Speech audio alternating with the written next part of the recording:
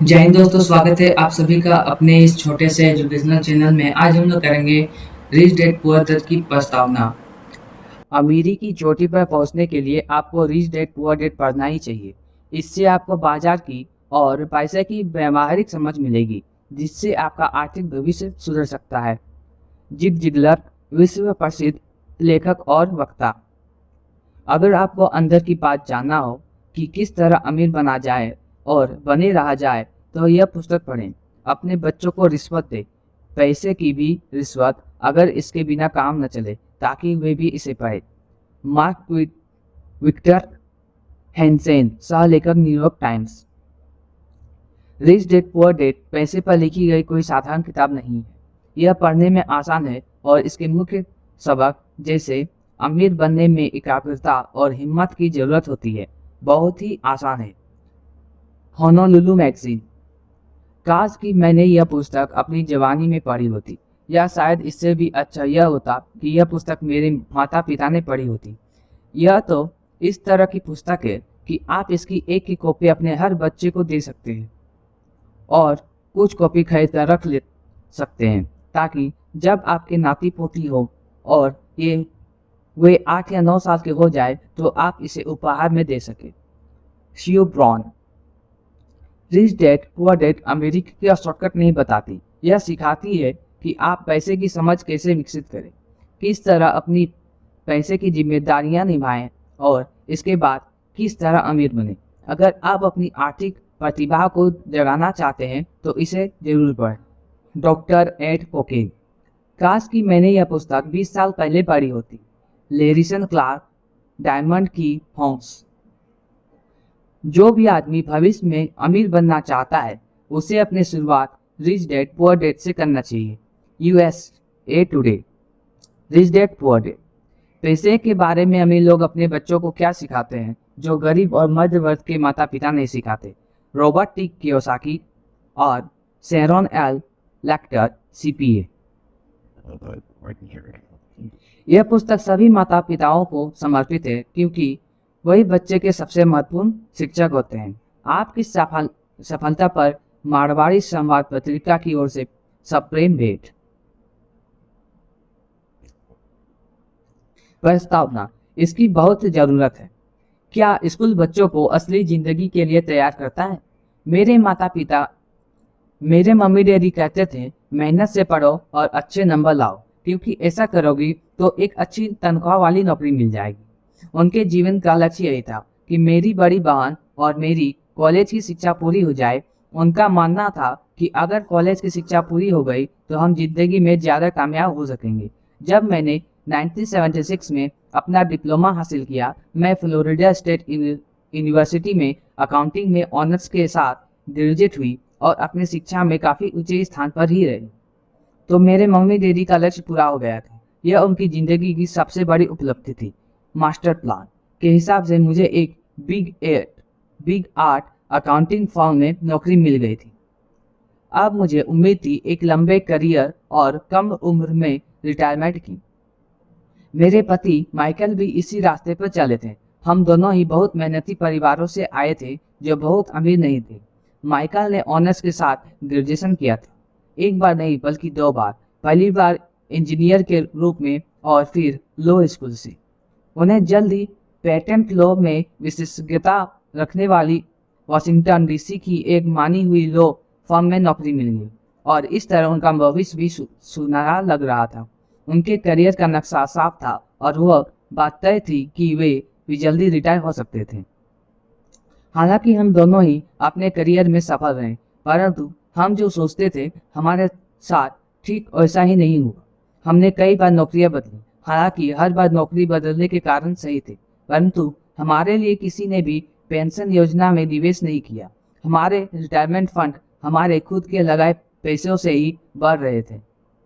हमारी शादी बहुत सफल रही है और हमारे 3 बच्चे हैं। उनमें से 2 कॉलेज में हैं और तीसरा अभी हाई स्कूल में ही गया है। हमने अपने बच्चों को सबसे अच्छी शिक्षा दिलाने में बहुत सा पैसा लगाया। 1996 में एक दिन मेरा बेटा स्कूल से घर लौटा। स्कूल से उसका मोहभंग हो गया था। वह पढ़ाई से ऊब चुका था। मैं उन विषयों को पढ़ने में इतना ज़्यादा समय क्यों बर्बाद करूं जो असल जिंदगी में मेरे कभी काम नहीं आएंगे, उसने विरोध किया। बिना सोचे विचारे ही मैंने जवाब दिया, क्योंकि अगर तुम्हारे अच्छे नंबर नहीं आए तो तुम कभी कॉलेज नहीं जा पाओगे। चाहे मैं कॉलेज जाऊं या ना जाऊं, उसने जवाब दिया, मैं अमीर बनकर दिखाऊं। अगर तुम कॉलेज से ग्रेजुएट नहीं होगे तो तुम्हें कोई अच्छी नौकरी नहीं मिलेगी। मैंने एक माँ की तरह चिंतित और आतंकित होकर कहा, बिना अच्छी नौकरी के तुम किस तरह अमीर बनने के सपने देख सकते हो। मेरे बेटे ने मुस्कुराकर अपने सिर को बोरियत भरे अंदाज में हिलाया। हम यह चर्चा पहले भी कई बार कर चुके थे। उसने अपने सिर को झुकाया और अपनी आंखें घुमाने लगा। मेरी समझदारी भरी सलाह एक बार फिर उसके कानों से भीतर नहीं गई थी। हालांकि वह स्मार्ट और प्रबल इच्छा शक्ति वाला युवक था, परंतु वह नम्र और शालीन भी था। मम्मी, उसने बुलाना शुरू किया और भाषण सुनने की बारी अब मेरी थी। समय के साथ चलिए, अपने चारों तरफ देखिए। सबसे अमीर लोग अपनी शिक्षा के कारण इतने अमीर नहीं बनते हैं। माइकल जॉर्डन और मैडोना को देखो। यहाँ तक कि बीच में ही हार्वर्ड छोड़ देने वाले बिल गेट्स ने माइक्रोसॉफ्ट कायम किया। आज वे अमेरिका के सबसे अमीर व्यक्ति हैं और अभी उनकी उम्र भी 30 से 40 के बीच ही है। और उस बेसबॉल पिचर के बारे में तो आपने सुना ही होगा, जो हर साल $40 लाख से ज़्यादा कमाता है, जबकि उस पर जिंदगी तौर पर कमज़ोर होने का लेवल लगा हुआ है। हम दोनों काफ़ी समय तक चुप रहे। अब मुझे यह समझ में आने लगा था कि मैं अपने बच्चे को वही सलाह दे रही थी जो मेरे माता पिता ने मुझे दी थी।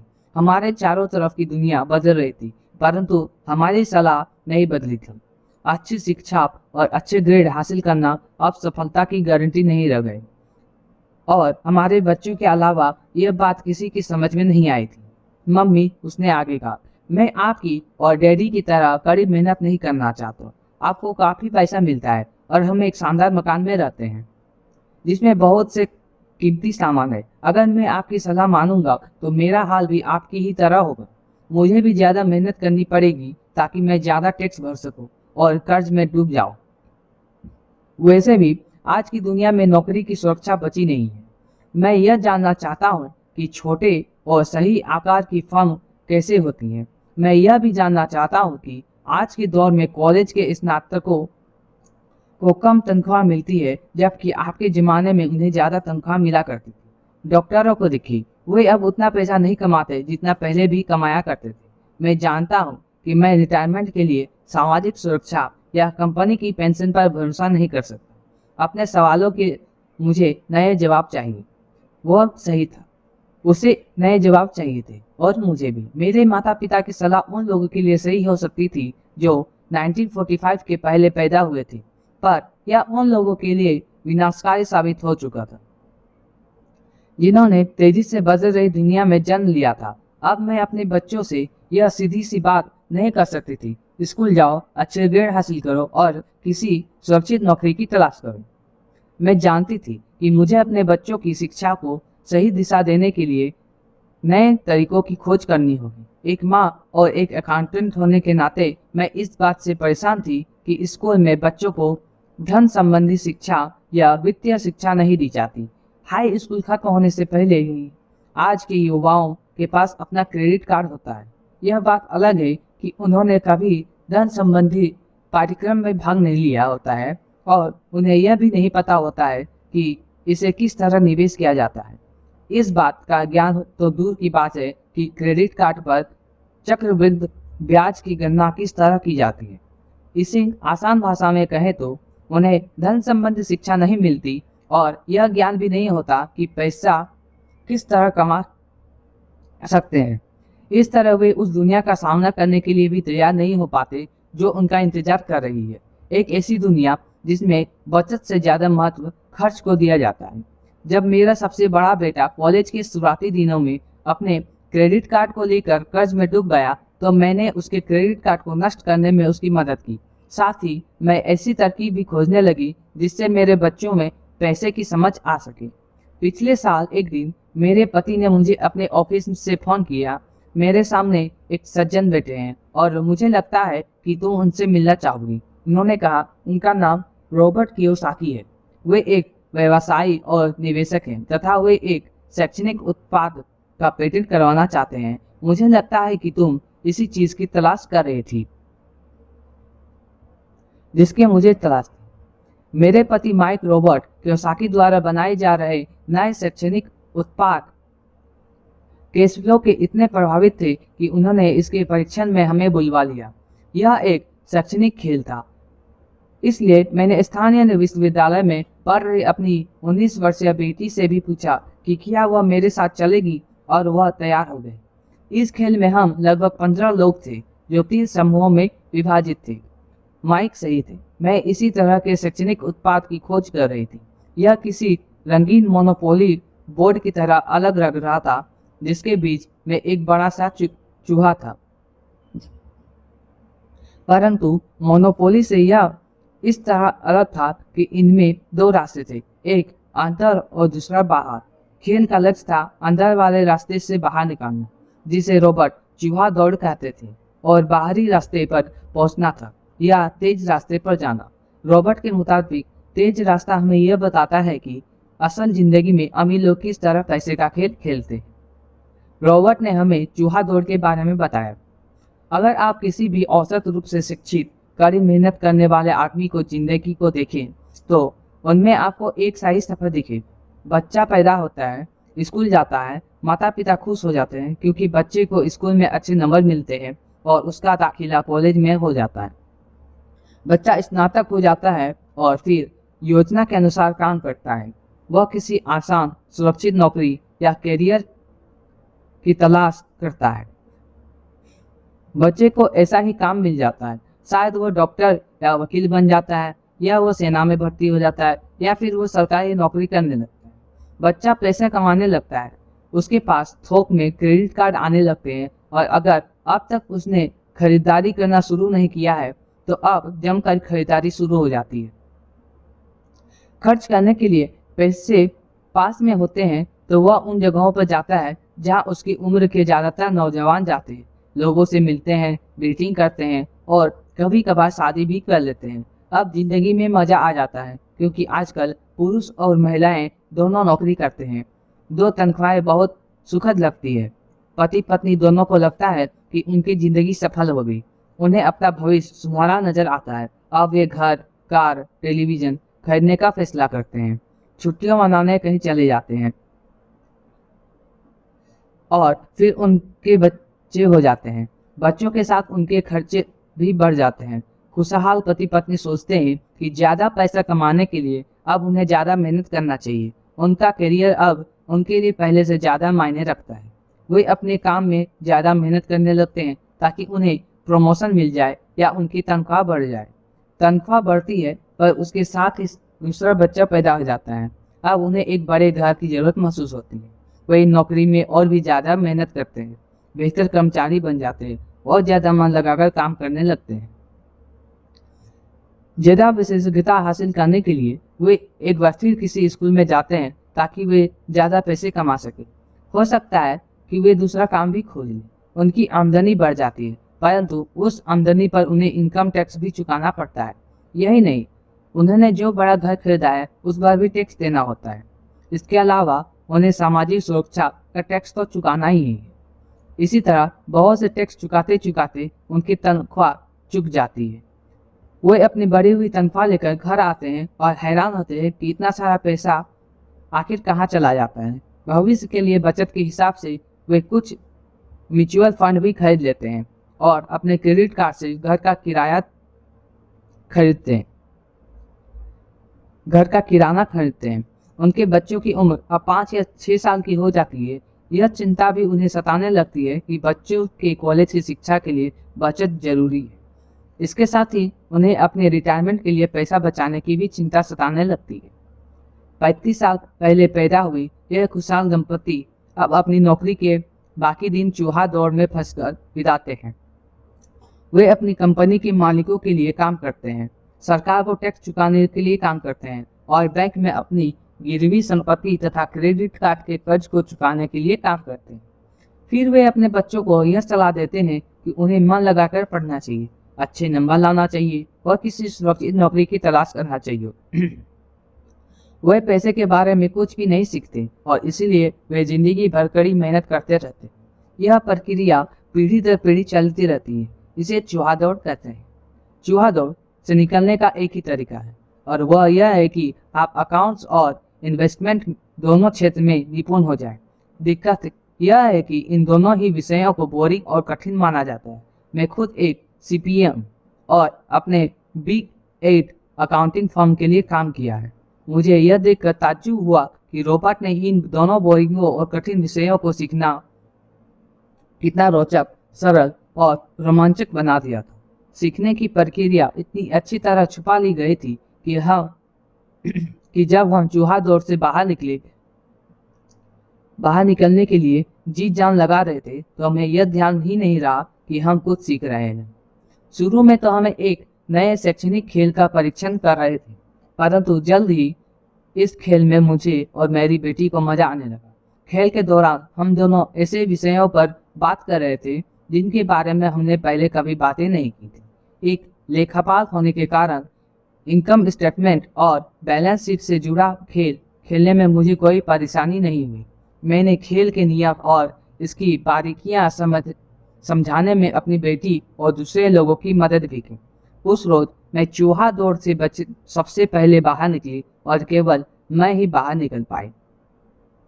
बाहर निकलने में मुझे 50 मिनट का समय लगा, हालांकि खेल लगभग 3 घंटे तक चला। मेरी टेबल पर एक बैंकर बैठा था, इसके अलावा एक व्यवसायी था और एक कंप्यूटर प्रोग्रामर भी था। मुझे यह देखकर बहुत हैरत हुई कि इन लोगों को अकाउंटिंग या इन्वेस्टमेंट के बारे में कितनी कम जानकारी है, जबकि ये विषय उनकी जिंदगी में कितनी ज़्यादा अंतर रखते हैं। मेरे मन में यह सवाल भी उठ रहा था कि ये असल जिंदगी में अपने पैसे ढेले के कारोबार को कैसे संभालते होंगे। मैं यह समझ सकती थी कि मेरी 19 साल की बेटी क्यों नहीं समझ सकती, पर ये लोग तो उससे दुगनी उम्र के थे और उन्हें ये बातें समझ में आनी चाहिए थी। चूहा दौड़ से बाहर निकलने के बाद मैं 2 घंटे तक अपनी बेटी और इन शिक्षित अमीर वयस्कों को पासा फेंकते और अपना बाजार फैलाते देखती रही। हालांकि मैं खुश थी कि वे लोग कुछ नया सीख रहे थे, लेकिन मैं इस बात से बहुत परेशान और विचलित थी कि वयस्क लोग सामान्य अकाउंटिंग और इन्वेस्टमेंट के मूलभूत बिंदुओं के बारे में कितना कम जानते थे। उन्हें अपने इनकम स्टेटमेंट और अपनी बैलेंस शीट के आपसी संबंध को समझने में ही बहुत समय लगा। अपनी संपत्ति खरीदते और बेचते समय उन्हें ध्यान ही नहीं रहा कि हर सौदे से उनकी महीने की आमदनी पर असर पड़ रहा है। मैंने सोचा, असल जिंदगी में ऐसे करोड़ों लोग होंगे जो पैसे के लिए सिर्फ इसलिए परेशान हो रहे हैं क्योंकि उन्हें ये दोनों विषय कभी नहीं पढ़े। मैंने मन में सोचा, भगवान का शुक्र है कि हमें मजा आ रहा है और हमारा लक्ष्य खेल में जीतना है। जब खेल खत्म हो गया तो रॉबर्ट ने हमें 15 मिनट का केस फ्लो पर चर्चा करने और इसकी समीक्षा करने के लिए कहा। मेरी टेबल पर बैठा व्यवसायी खुश नहीं था, उसे खेल पसंद नहीं आया था। मुझे यह सब जानने की कोई जरूरत नहीं है, उसने जोर से कहा। मेरे पास इन सब के लिए अकाउंटेंट, बैंकर और वकील हैं जिन्हें ये सब मालूम है। रॉबर्ट का जवाब था, क्या आपने गौर किया कि ऐसे बहुत से अकाउंटेंट हैं जो अमीर नहीं है, और यही हाल बैंकर, वकील, स्टॉक ब्रोकर और रियल एस्टेट ब्रोकर का भी है। वे बहुत कुछ जानते हैं और प्राय वे लोग स्मार्ट होते हैं, परंतु उनमें से ज़्यादातर अमीर नहीं होते, क्योंकि हमारे स्कूल में वो सब नहीं सिखाते जो अमीर लोग जानते हैं। इसलिए हम इन लोगों से सलाह लेते हैं। परंतु एक दिन जब आप किसी हाईवे पर कार से जाते हैं, आप ट्रैफिक जाम में फंसते हैं, आप बाहर निकलने के लिए छटपटाते हैं। जब आप अपनी दाएं तरफ देखते हैं तो वहां आप देखते हैं कि आपका अकाउंटेंट भी उसी ट्रैफिक जाम में फंसा हुआ है। फिर आप अपनी बाएं तरफ देखते हैं और आपको वहां अपना बैंकर भी उसी हाल में नजर आता है। इससे आपको हालात का अंदाजा हो जाएगा। कंप्यूटर प्रोग्रामर भी इस खेल से प्रभावित नहीं हुआ था। यह सीखने के लिए मैं सॉफ्टवेयर खरीद सकता हूँ। बैंकर जरूर प्रभावित हुआ था। मैंने स्कूल में अकाउंटिंग सीखा था, परंतु मैं अब तक यह नहीं समझ पाया था कि इसे असल जिंदगी में किस तरह काम में लाया जाए। अब मैं समझ गया हूँ, मुझे चूहा दौड़ से बाहर निकलने के लिए खुद को तैयार करने की जरूरत है। परंतु मेरी पुत्री के विचारों से मैं सबसे ज्यादा रोमांचित हुई। उसने कहा, मुझे सीखने में बड़ा मजा आया। मैंने इस बारे में बहुत कुछ सीखा है कि असल जिंदगी में किस तरह काम करता है और इसका निवेश किस तरह करना चाहिए। फिर उसने आगे कहा, अब मैं जानती हूँ कि मैं अपने काम करने के लिए किस तरह का व्यवसाय चुनूं, और यह व्यवसाय चुनने का कारण नौकरी की सुरक्षा, उससे मिलने वाले फायदे या तनख्वाह नहीं होगी। अगर मैं इस खेल में सिखाई जाने वाली बातें सीख जाती हूँ तो मुझे कुछ भी करने की आज़ादी तो मैं कुछ भी करने के लिए आज़ाद हूँ, और वह सीखने के लिए आज़ाद हूँ जो मैं दिल से सीखना चाहती हूँ। अभी तक मुझे उस चीज़ को सीखना पड़ता था जिससे मुझे नौकरी पाने में मदद मिली। अगर मैं यह खेल सीख जाती हूँ तो मुझे नौकरी की सुरक्षा और सामाजिक सुरक्षा की ज़्यादा चिंता नहीं होगी, जैसे कि मेरी बहुत सी सहेलियों को होती है। खेल खत्म होने के बाद मुझे रॉबर्ट से बात करने के लिए ज़्यादा समय नहीं मिला। हमने उनकी योजना पर आगे बातें करने के लिए बाद में मिलने का फैसला किया। इतना तो मैं जानती थी, इस खेल के बहाने रॉबर्ट यह चाहते थे कि लोगों से पैसे की बेहतर समझ विकसित हो जाए। यही कारण था कि मैं उनकी योजनाओं के बारे में ज़्यादा जानने के लिए उत्सुक थी। मेरे पति और मैं रॉबर्ट और उनकी पत्नी के साथ अगले हफ्ते डिनर मीटिंग रख ली। हालांकि यह हमारा पहला सामाजिक मेलजोल था, फिर भी हमें ऐसा महसूस हो रहा था जैसे हम एक दूसरे को बरसों से जानते हैं। हमने पाया कि हम में बहुत सी बातें एक जैसी हैं। हमने बहुत से विषयों पर बातें की, खेलों, नाटकों, रेस्टोरेंटों और सामाजिक आर्थिक विषयों पर।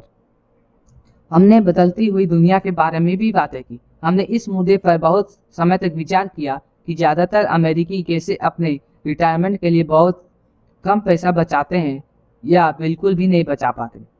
हमने सामाजिक सुरक्षा और मेडिकेयर की लगभग दिवालिया हालत पर भी विचार किया। क्या हमारे बच्चों को 7.5 करोड़ वृद्ध लोगों के रिटायरमेंट के लिए टैक्स चुकाना होगा? हम हैरान थे कि लोग पेंशन योजना के भरोसे बैठकर कितना बड़ा खतरा मोल रहे हैं। रॉबर्ट की सबसे बड़ी चिंता यह थी कि अमीरों और गरीबों के बीच फासला लगातार बढ़ता जा रहा है। ऐसा न सिर्फ अमेरिका में हो रहा है बल्कि पूरी दुनिया में हो रहा है। रॉबर्ट स्वशिक्षित और स्वनिर्मित व्यवसायी थे। वे दुनिया भर में निवेश कर चुके थे और 47 साल की उम्र में रिटायर होने में सफल हो गए थे। वे काम इसलिए कर रहे थे क्योंकि उन्हें भी वही चिंता थी जो मुझे अपने बच्चों को लेकर सता रही थी। वे जानते हैं कि दुनिया बदल चुकी है, परंतु उसके बावजूद शिक्षा पद्धतियां बिल्कुल भी नहीं बदली थी। रॉबर्ट के अनुसार बच्चे सालों तक दकियानुसी शिक्षा पद्धति में अपना समय गुजारते हैं और ऐसे विषय पढ़ते हैं जो उनके जीवन में कभी भी काम नहीं आने वाले हैं, और वे ऐसी दुनिया के लिए तैयार करते हैं जिसका अब नामोनिशान भी नहीं बचा है। आज आप किसी भी बच्चे को जो सबसे खतरनाक सलाह दे सकते हैं वह यह है, स्कूल जाओ, अच्छे नंबर लाओ और कोई सुरक्षित नौकरी ढूंढो। उन्होंने कहा, यह पुरानी सलाह है और यह खराब सलाह है। अगर आप यह देख सकते हैं कि एशिया, यूरोप, दक्षिण अमेरिका में क्या हो रहा है तो आप भी उतना ही चिंतित होंगे जितना कि मैं। रॉबर्ट के अनुसार यह बुरी सलाह है, क्योंकि अगर आप चाहते हैं कि आपके बच्चे का भविष्य आर्थिक रूप से सुरक्षित हो तो आप पुराने नियमों के सहारे नए खेल को नहीं खेल सकते। यह बहुत खतरनाक होगा। मैंने उनसे पूछा कि पुराने नियमों से इनका क्या मतलब है। मेरी तरह के लोग अलग तरह के नियमों से खेलते हैं और आपकी तरह के लोग पुराने नियमों की लीक पर ही चलते रहते हैं। उन्होंने क्या होता है जब कोई कॉरपोरेशन स्टाफ काम करने की घोषणा करता है? लोगों को नौकरी से निकाल दिया जाता है, परिवार तबाह हो जाते हैं, बेरोजगारी बढ़ जाती है। हाँ, परंतु कंपनी पर इसका क्या असर पड़ता है, खासकर जब वह कंपनी स्टॉक एक्सचेंज में दर्ज हो। जब स्टॉक कम करने की घोषणा होती है तो स्टॉक की कीमत बढ़ जाती है। मैंने कहा, जब कंपनी तनख्वाह का खर्च कम करती है तो बाजार इस बात को पसंद करता है, ऐसा चाहे स्टॉक कम करने के लिए किया जाए या फिर कंप्यूटर के माध्यम से किया जाए। उन्होंने कहा, आप ठीक कह रही हैं, और जब स्टॉक की कीमतें बढ़ती हैं तो मेरी तरह के लोग यानी जिनके पास उस कंपनी के शेयर होते हैं वे ज़्यादा अमीर हो जाते हैं। अलग तरह के नियमों से मेरा यही आशय था। कर्मचारी हारते हैं, मालिक और निवेशक जीतते हैं। रॉबर्ट कर्मचारी और मालिक के बीच के फर्क को समझा रहे थे। यह फर्क था अपनी किस्मत पर खुद अपना नियंत्रण होना या फिर अपनी किस्मत पर किसी दूसरे का नियंत्रण होना। परंतु ज़्यादातर लोग यह नहीं समझ पाते हैं कि ऐसा क्यों होता है। मैंने कहा, उन्हें लगता है कि यह ठीक नहीं है। उनका जवाब था, इसलिए तो बच्चों से यह करना मूर्खता है, अच्छी शिक्षा प्राप्त करो। यह सोचना मूर्खता है कि स्कूलों में दी जा रही शिक्षा से बच्चे उस दुनिया का सामना करने के लिए तैयार हो जाएंगे जिनमें वे कॉलेज के पार पहुंचने वाले हैं। हर बच्चे को ज़्यादा शिक्षा की जरूरत है, एक अलग तरह की शिक्षा की, और उन्हें नए नियमों को जानने की भी जरूरत है, अलग तरह के नियमों को जानने की। धन के कुछ नियम होते हैं जिनसे अमीर लोग खेलते हैं और धन के कुछ और नियम होते हैं जिनसे बाकी 95% लोग खेलते हैं, और ये 95% लोग उन नियमों को अपने घर और स्कूल में सीखते हैं। इसीलिए आजकल किसी बच्चे से यह करना खतरनाक है, मन लगाकर पढ़ो और अच्छी नौकरी खोलो। आज बच्चों को अलग तरह की शिक्षा की जरूरत है और आज की शिक्षा नीति उन्हें कुछ मूलभूत बातें नहीं सिखा पा रही। इस बात से कोई फर्क नहीं पड़ता कि क्लासरूम में कितने कंप्यूटर रखे हैं या स्कूल कितना पैसा खर्च कर रहे हैं। जब शिक्षा नीति में वह विषय ही नहीं तो उसे किस तरह पढ़ाया जा सकता है। अब सवाल यह उठता है कि किस तरह माता पिता अपने बच्चों को वह सिखा सकते हैं जो स्कूल में नहीं सिखा पाते। आप अपने बच्चे को अकाउंटिंग किस तरह सिखाते हैं, क्या इससे भी बोर नहीं हो जाते? और आप अपने किस तरह निवेश करना सिखाएंगे? जब एक पालक के रूप में आप खुद निवेश के खतरे से डरते हैं, अपने बच्चों को सुरक्षित जीवन के लिए तैयार करने के बजाय मैंने यह बेहतर समझा कि उन्हें रोमांचक जीवन के लिए तैयार किया जाए। तो आप किस तरह किसी बच्चे को धन और उन सब चीज़ों के बारे में सिखा सकते हैं जिन पर हमने अभी विचार किया है? मैंने रॉबर्ट से पूछा। हम किस तरह इसे माता पिता के लिए आसान बना सकते हैं, खासकर तब जब उन्हें खुद ही इसकी समझ ना हो? उन्होंने कहा, मैंने इस विषय पर एक पुस्तक लिखी है। वह पुस्तक कहाँ है? मेरे कंप्यूटर में। यह वर्षों से वही बिखरी पड़ी है। मैं कभी कभार उसमें कुछ बातें जोड़ देता हूँ, परंतु मैं आज तक उसे कभी इकट्ठा नहीं कर पाया। मैंने इस पुस्तक को तब लिखना शुरू किया था जब मेरी पहली किताब बेस्ट सेलर हो गई थी, परंतु मैं अभी तक अपनी नई किताब को पूरा नहीं कर पाया हूँ। यह अभी भी खंडों में है और वह पुस्तक निश्चित रूप से खंडों में ही थी। उन बेतरतीब खंडों को पढ़ने के लिए मैंने यह फैसला किया कि पुस्तक निश्चित रूप से बेहतरीन थी और समाज में इसकी बहुत जरूरत थी, खासकर ऐसे समय में जब दुनिया तेजी से बदल रही थी। हम दोनों तत्काल इस निर्णय पर पहुंचे कि मैं रॉबर्ट की पुस्तक में सह लेखक बन जाऊं। मैंने उनसे पूछा कि उनके विचार से किसी बच्चे को कितनी वित्तीय शिक्षा की जरूरत होती है। उन्होंने कहा कि यह बच्चे पर निर्भर करता है। अपने बचपन में ही उन्होंने यह जान लिया था कि वे अमीर बनना चाहते थे और उन्हें एक ऐसे पिता स्वरूप व्यक्ति मिल गए थे जो अमीर थे और जो उसका मार्गदर्शन करने की इच्छुक भी थे। रॉबर्ट का कहना था कि शिक्षा ही सफलता की नींव है। जिस तरह स्कूल में सीखी गई बातें बहुत महत्वपूर्ण होती हैं, उसी तरह धन संबंधी समझ और बोलने की कला भी महत्वपूर्ण होती है। आगे की कहानी रॉबर्ट के 2 डैडियों के बारे में है, जिनमें से एक अमीर है और दूसरे गरीब। इसके जरिए रॉबर्ट उन रहस्यों को बताएंगे जो उन्होंने अपने जीवन से सीखी हैं। दोनों डैडियों के बीच का अंतर एक खास बात उजागर करता है। इस पुस्तक को मैंने पढ़ाया है, इसमें कुछ जोड़ा और घटाया है और इसे व्यवस्थित करने का काम किया है। जो अकाउंटेंट इस पुस्तक को पढ़ें उनसे मेरा यही कहना है कि वे अपने किताबी ज्ञान को एक तरफ रख दें और अपने जिंदगी में रॉबर्ट के सिद्धांतों को घुस जाने दें। हालांकि उनमें से कई सिद्धांत पहली नजर में गलत लगेंगे, अकाउंट्स के सिद्धांतों की बुनियादी बातें को चुनौती देते लगेंगे, पर तो यह याद रखें कि वे एक महत्वपूर्ण दृष्टि देते हैं कि किस तरह सच्चे निवेशक अपने निवेश के फैसलों का विश्लेषण करते हैं। जब हम अपने बच्चों को स्कूल जाने, मेहनत से पढ़ने और अच्छी नौकरी पाने की सलाह देते हैं तो अक्सर हम ऐसा सांस्कृतिक आदतों के कारण करते हैं। ऐसा करना हमेशा सही चीज़ मानी गई है। जब मैं रॉबर्ट से मिली तो उनके विचारों से शुरू में तो मुझे चौंका दिया। 2 डैडियों के साथ पले बड़े रॉबर्ट के सामने 2 अलग अलग लक्ष्य होते थे।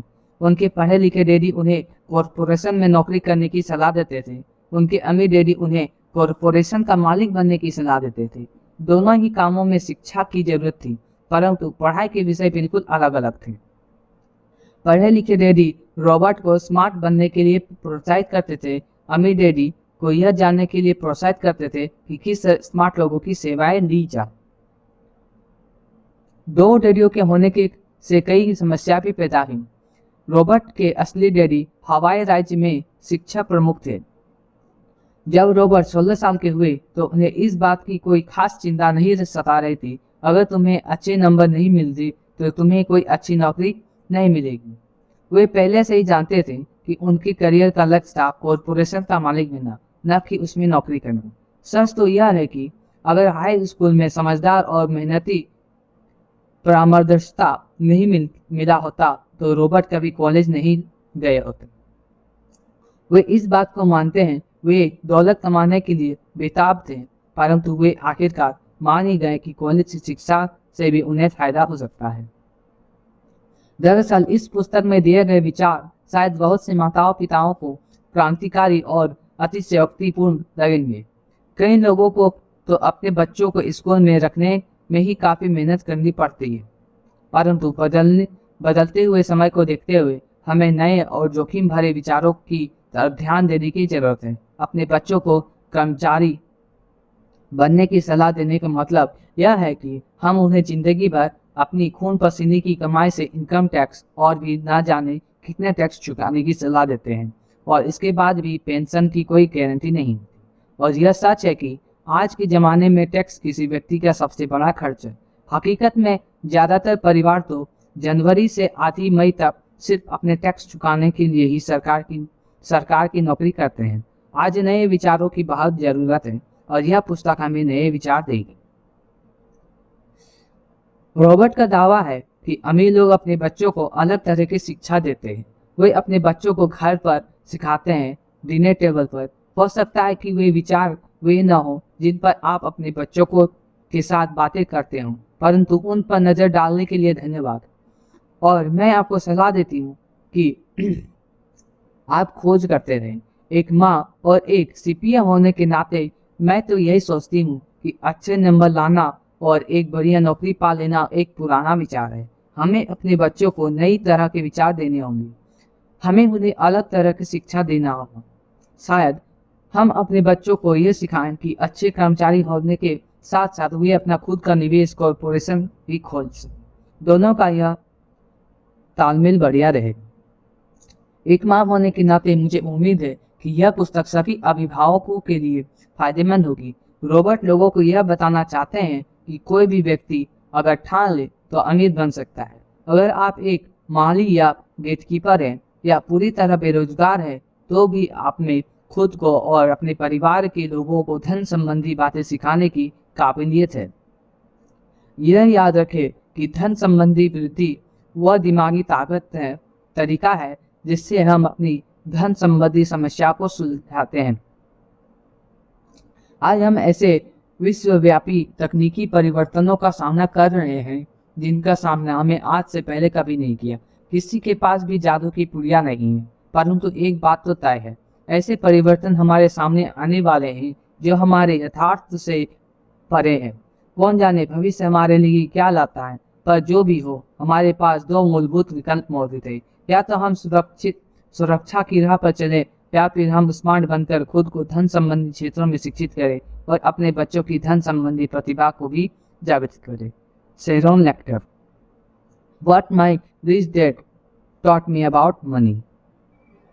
तो आज के लिए बस इतना ही। आगे की वीडियो देखने के लिए हमारे चैनल को सब्सक्राइब करें। यह प्रस्तावना अगर आपको अच्छी लगी हो तो वीडियो को शेयर करना ना भूलें। तब तक के लिए जय हिंद।